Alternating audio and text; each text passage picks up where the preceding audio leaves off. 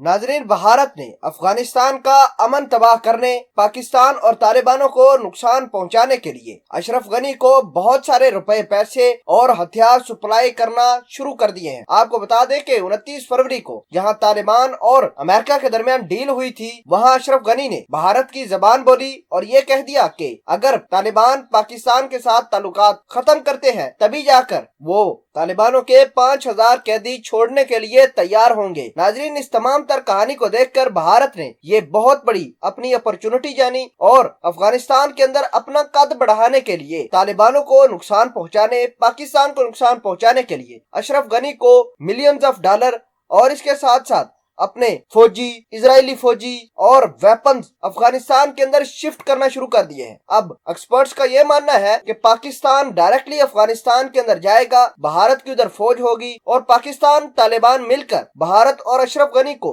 نقصان پہنچا کر دوبارہ سٹیبلٹی لائیں گے۔ ناظرین، بہت سارے لوگ یہ بھی سمجھ رہے ہیں کہ افغانستان کا مسئلہ اب سالو ہو گیا ہے، امریکہ 14 مہینوں کے اندر اندر سے یہاں سے نکل جائے گا اور معاملات ٹھیک ٹھاک ہو جائیں گے، لیکن ایسا نہیں۔ بھارت کے جو فوجی افغانستان کے اندر آئے ہیں، اشرف غنی کو سپورٹ کر رہے ہیں اور اپنے ویپنز، پیسے لے کر آئے ہیں، یہ پاکستان کے لیے بہت بڑا مسئلہ ہے۔ دوسری جانب شاہ محمود قریشی نے یہ بات سینٹ کے اندر کہی ہے کہ پاکستان اپنی اس تمام تر کہانی اور پالیسی کو دیکھے کہ بھارت افغانستان کے اندر اپنی طاقت کو بڑھائے گا تو کیا پاکستان اندر جا کر بھارت کو نقصان پہنچا پائے گا یا نہیں، پاکستان کی پالیسی کیا ہونی چاہیے، ہم نے ابھی سے اس کے اوپر کام کرنا ہے۔ دوسری جانب بھارت کے بھارتی وزیر دفاع راج ناتھ سنگھ نے یہ دعویٰ کیا ہے کہ وہ پاکستان کے سرحدوں پر موجود جتنے بھی دہشت گردوں کے ٹھکانے ہیں جو اسپیشلی کشمیر کے آس پاس میں ہیں، جب بھارت ان کو نشانہ بناتا ہے تو پاکستان ان تمام تر دہشت گردوں کو اٹھا کر افغانستان کے بارڈر کے ساتھ شفٹ کرتا ہے۔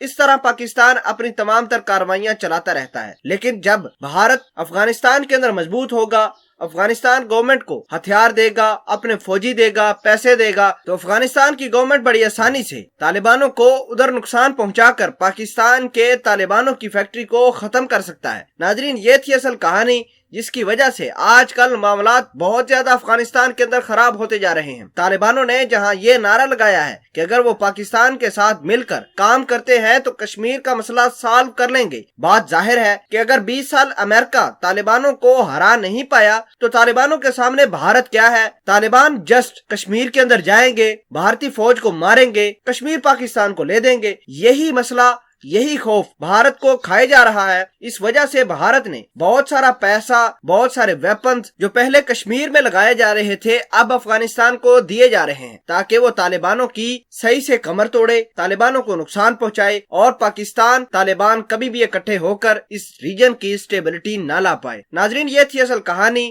اس وجہ سے شاہ محمود قریشی نے اور پاکستان نے اپنی تمام تر پالیسی اب دوبارہ چینج کرنی ہے۔ ہو یہ بھی سکتا ہے کہ پاکستان ڈائریکٹلی افغانستان کے اندر جا کر یا طالبان کو سپورٹ کر کے بھارت کو وہاں سے نکال کر تباہ کرے، ورنہ یہ حالات مزید کمپلیکس ہونے والے ہیں۔